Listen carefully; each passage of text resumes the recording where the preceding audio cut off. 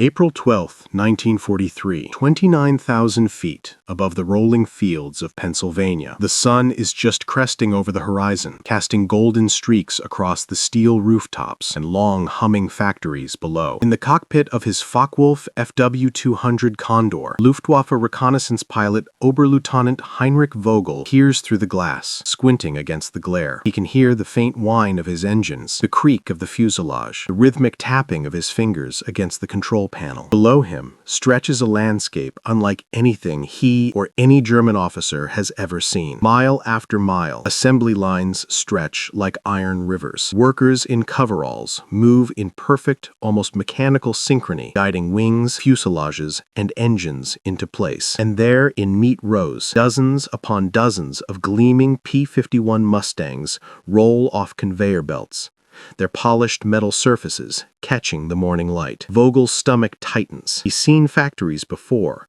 but never like this. This is not just production, it's an industrial hurricane. Somewhere in the control tower, someone yells over the roar of machinery. He can almost hear the collective heartbeat of the workforce. Each hammer strike and engine test, a drumbeat of impending doom. He scribbles notes furiously, trying to make sense of the numbers. Hundreds of fighters every week, thousands every month. They're only ramping up. The implications hit him before he can fully process them. You can almost feel the weight in his chest, dawning realization that the skies over Europe are about to become something completely unrecognizable. Back at Luftwaffe headquarters, General Adolf Galland receives Vogel's reconnaissance report. Paper is thin, the ink smeared from the condensation in the envelope, but the images it contains are unmistakable. Galland stares at the photographs of the factories, the endless lines of Mustangs, and the neat stacks of aircraft parts. His brow furrows. He has spent his career analyzing air superiority, perfecting dogfighting tactics, calculating kill ratios. Nothing in his experience prepares him for this. It's one thing to fight the planes. It's another to comprehend the force behind their creation. And yet, the calculations are unavoidable. Even if German pilots continue to excel in the air, the sheer volume of enemy aircraft being produced will overwhelm any tactical brilliance. Air battles, Galland realizes, may soon be decided not by skill, by numbers. And numbers, as he stares at the photo, are not on Germany's side. Meanwhile, Vogel circles again, following a transport truck moving parts toward another assembly hall. The sheer scale of it, the ceaseless hum, the smokestacks, constant motion, feels almost alive. Beast feeding on steel and labor. Thought gnaws at him. How do you fight something that never tires, that can replace losses faster than you can inflict them? He shakes his head, cold wind whipping across the fuselage. Somewhere below, a Mustang engine roars to life for the first time, and with that roar, the reality begins to sink in. The next morning, Berlin, April 13th, 1943. Sunlight filters through the tall, narrow windows of Luftwaffe headquarters, casting long shadows over polished wood desks and stacks of reports. General Galland sits at the head of a long table, photographs and sketches from Vogel's reconnaissance mission spread out like a map of inevitability. He leans forward, hands pressed together, as if bracing himself for what he knows is coming. He can hear the distant hum of trains, the faint rumble of artillery exercises outside the city, but inside there is only silence, an almost oppressive quiet that allows the weight of the report to settle fully. Each page, each figure, seems to thrum with a life of its own. Hundreds of fighters every week, thousands of trained workers, conveyor belts moving with relentless precision. Galland turns the photographs over in his hands again. The images don't lie. Line after line of P-51 Mustangs gleam in the morning sun. Each plane a silent soldier, a machine built for one purpose, to dominate the skies. And the numbers are staggering. He does the math in his head over and over, trying to find a flaw, some hidden limitation. There is none. The Americans have no shortage of fuel, no shortage of skilled labor, no shortage of ambition. Do you see it? He whispers to his aide, Hauptmann Kurt Fischer. Do you see what we are up against? Fischer nods. Hail, the words caught in his throat. The realization is sinking in. This is not a battle of planes alone. This is a war of industry. A war of human ingenuity and endurance far beyond what anyone in the Luftwaffe has ever faced. Outside the window, the Berlin sky is clear, deceptively calm, but inside the headquarters, a storm is brewing. Galland recalls every mission, every dogfight, every calculated victory in the skies over Europe. He has faced the RAF, the Spitfires, the Hurricanes. He has trained his men to precision. Now, with the evidence in front of him, he understands that sheer numbers will soon make skill secondary. Meanwhile, Meanwhile, across the Atlantic, in the factories of Michigan and Ohio, the hum of industry continues without pause. Workers, many women in overalls and safety goggles, move with almost choreographed precision. Engines are tested, fuselages welded, wings bolted into place. Each Mustang is a testament to American ingenuity, a machine built for speed, firepower, and reliability. And for every plane that leaves the assembly line, another is being prepared. Another blueprint perfected. Back in Berlin, Galland can almost hear the engines roaring over the Atlantic, feel the vibrations through the air, even from thousands of miles away. He knows the first Mustangs will soon be in the skies over Europe, and when they arrive, Luftwaffe will face a new reality, one that cannot be ignored or outmaneuvered by tactics alone. Generals begin to discuss countermeasures, new fighter designs, revised deployment strategies, improved radar networks, but all of it feels incremental. The Americans are producing at a scale that dwarfs any defensive effort Germany can mount. Every conversation, every strategy meeting, ends in the same uncomfortable silence. Galland's thoughts drift back to Vogel, pilot who brought the photographs. He imagines him circling above the factories, seeing it all unfold, workers moving like clockwork, endless planes shining in the morning light. How do you fight something that never sleeps, never tires? The question is rhetorical. There is no easy answer. And then a new report arrives. Fresh reconnaissance from Vogel shows not only more Mustangs, P-38 Lightnings, bombers being repaired and refitted, gliders, and training aircraft. The scale is accelerating. Galland realizes with a jolt, if production continues at this pace, air superiority may soon belong to the Allies, not through skill, not through tactics, but through relentless, overwhelming numbers. The room is silent again. Galland closes his eyes for a moment, imagining the skies over Europe filled with the gleam of American metal, pilots trained to perfection, engines roaring in unison. It is a vision of inevitability, one that chills him more than any winter storm, more than any loss in the field. May 5th, 1943. Somewhere over the English Channel, formation of Messerschmitt Bf-109s cuts through the cold, damp morning fog. Oberleutnant Vogel leads the squadron, his breath fogging inside the cramped cockpit, eyes scanning the horizon. Below, the waters glint silver, waves breaking in perfect rhythm against the shorelines of Kent. But today, Vogel's mind is not on the Channel. It is on what he saw in Pennsylvania. He reported back to Galland. The thought gnaws at him. Numbers. Endless, unforgiving numbers. Hundreds of Mustangs. Thousands of engines. A force that will not pause, will not retreat, and will replace losses faster than any German pilot could shoot them down. His squadron is skilled, disciplined, and fearless. How can skill compete with ceaseless production? How can courage outrun factories? Meanwhile, in Berlin, Galland pores over updated intelligence reports. The Luftwaffe's top strategists map out the numbers, comparing production rates between German and American factories. The gaps are stark. The American industrial engine is a beast, feeding steel, fire, and pilots into the skies like clockwork. Every loss the Allies sustain is met not with panic, but with replacement, each machine as precise and deadly as the last. Galland rises, pacing the room. He runs his hands over the photographs, tracing the lines of Mustangs on the tarmac, imagining their engines screaming overhead. The implication is terrifying. No dogfight, no tactical brilliance, no flares or formations can truly stop an opponent that never tires. It is not a question of skill anymore. It is a question of survival against a machine that cannot be destroyed by bullets alone. Far across the Atlantic, the workers in the factories continue without pause. Smell of hot metal, oil, and smoke fills the air. Sparks fly from welding torches. Engines roar during testing. And each finished Mustang is immediately moved onto the airfield, prepped, armed, and ready to fly. For them, it is routine. But for Germany, it is a creeping nightmare. Back over the Channel, Vogel adjusts his controls, squinting against the sun. He imagines the skies above France, over the Ardennes, over Berlin itself, filled with these machines.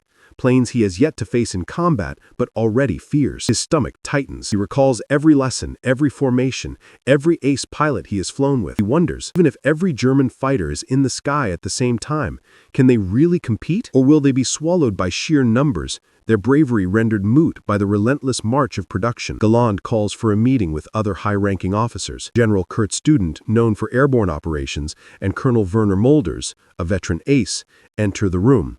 Their faces grave. Galland spreads out the photographs and sketches, pointing at the assembly lines, the parked Mustangs, the endless wings and engines. "Look at this," he says. "This is not a fleet. This is an army of machines, and it grows every day. How do you fight an army that is everywhere, all at once? Only the faint tick of a wall clock. Student finally speaks, voice low, almost fearful. Can't match these numbers. Not in months. Shoulders shakes his head, jaw tight. Skill alone will not carry us. Our victories. Outside, the Berlin wind rattles the windows. The city carries on, soldiers marching, vehicles moving, orders being shouted. But inside that room, the Luftwaffe's top minds are confronted with a truth they cannot deny. America's industrial might is not a rumor. It is not a distant threat. It is already here, tangible and unstoppable, rolling off assembly lines in Pennsylvania, Michigan, and Ohio. Vogel returns to his base later that day, the memory of those factories burned into his mind. As he looks up at the gray European sky, he sees the clouds gathering, the wind picking up. Where far above, the future of air warfare is forming, and it will arrive in numbers too large to ignore. June 17, 1943. Dawn breaks over the English countryside. Mist hugs the rolling hills, curling around hedgerows and scattering across the tarmac of an Allied airfield. A line of P-51 Mustangs gleams under the weak morning sun, engines idling with a low, threatening purr. Pilots pace nervously, adjusting leather gloves, checking gauges, preparing for their first patrols over occupied Europe. Captain Charles Chuck McAllister steps up to his Mustang, the polished metal reflecting his own determined face. He runs his hands over the fuselage, feeling the tension in the rivets and the wings. Every plane on this field is more than a machine. It is a statement of American engineering and industrial might. Each one represents weeks of relentless labor, the sweat and ingenuity of countless men and women far behind enemy lines. And now, these machines will carry that force into the skies over Europe. Meanwhile, 25,000 feet above the North Sea, Oberleutnant Heinrich Vogel and his squadron are on patrol. They're sharp, disciplined, masters of their craft, but their training has not prepared them for what they are about to see. Through the haze, glimmers of silver appear on the horizon, moving faster and cleaner than anything they have encountered. The Mustangs have arrived. Vogel squints, adrenaline surging. The formation is precise, almost surgical in its coordination. Each plane a predator, engines screaming in unison. He radios back to headquarters, voice tense, the words clipped. They are here, the Americans. And there are too many. Back in Berlin, Galland reviews the latest intelligence. Reports confirm what Vogel has witnessed firsthand. The Mustangs are operational, armed, and, most crucially, numerous. This is not a trickle of aircraft. This is a flood, and every week more will join the fight. For the Luftwaffe, the scale is almost incomprehensible. Galland leans back, hands pressed to his face, imagining the skies over Europe filled with these machines. Each one is faster, more durable, more deadly than any German fighter they have produced so far. Across the Channel, the first dogfights begin. The Mustangs climb aggressively, engines screaming, cutting through German formations with unprecedented speed. Luftwaffe pilots scramble to intercept, their own Bf-109s and FW-190s straining under the sudden onslaught. It is chaos, skill versus numbers, tactics versus unrelenting production. And as the smoke and tracer fire fill the air, Vogel feels the truth sinking in. The game has changed. This is no longer a war of pilots and tactics alone. This is industrial warfare played out in the clouds. Meanwhile, the American pilots notice something almost eerie. They are flying machines that their own factories produced in near-perfect sequence, knowing replacements are waiting if they fall. The feeling of invincibility is tempered by the harsh reality of combat, but also by the confidence that even if a Mustang is lost today, another will take its place tomorrow. Galland receives news of the engagement. Reports of German losses and near misses flood the office. He studies the maps, the diagrams, the numbers. For every German fighter downed, 5 American Mustangs remain operational. He realizes the sheer math of the war is now tipping against them. It is not morale that will break, it is attrition. The Luftwaffe cannot replace its losses fast enough to compete with an enemy who treats airplanes as currency, each one as expendable and replaceable as the steel and manpower that built it. Vogel lands his Bf-109 back at base, heart pounding, sweat stinging his eyes. He watches as another formation of Mustangs takes off into the gray European sky. The horizon seems endless, filled with machines that will define the coming battles. His mind races. How do you fight against a force that never stops, that can replace every loss before you even realize it? Galland closes the report. He leans back, staring at the ceiling, the weight of inevitability pressing down. The Americans are not just sending planes, they are sending a flood, a tide of industry that no Luftwaffe skill or bravery alone can hold back. The question is no longer whether they will be defeated, it is when. And somewhere, over the English Channel, the Mustangs roar overhead, engines screaming in defiance of what the Luftwaffe thought was dominance. July 14, 1943. Early morning fog clings to the Rhine River, thick and unyielding as the first rays of sun struggle to pierce through. In a command post near Cologne, General Adolf Galland sits hunched over maps, reports scattered like fallen soldiers across the table. His fingers trace the advancing lines of Allied air power. The Mustangs, now fully operational, are no longer a distant threat. They are a presence, filling the skies over occupied Europe with relentless roaring precision. Above the Ardennes, Oberleutnant Heinrich Vogel climbs to meet another patrol. His Bf-109 shudders under the strain of combat maneuvers. Across the horizon, formations of P-51 Mustangs appear, gleaming silver against the rising sun, engines screaming like an unending chorus of war. Vogel's stomach tightens. He has flown many engagements, but today something feels different. Today, numbers are more powerful than skill. Today, the tide has shifted. The dogfight begins with the precision of a deadly ballet. Tracers streak through the morning sky. Engines roar. Wings tilt at impossible angles. Vogel dives, rolls, and fires, yet for every Mustang downed, 3 more rise in its place. It is a flood, a force of production and determination that the Luftwaffe cannot match.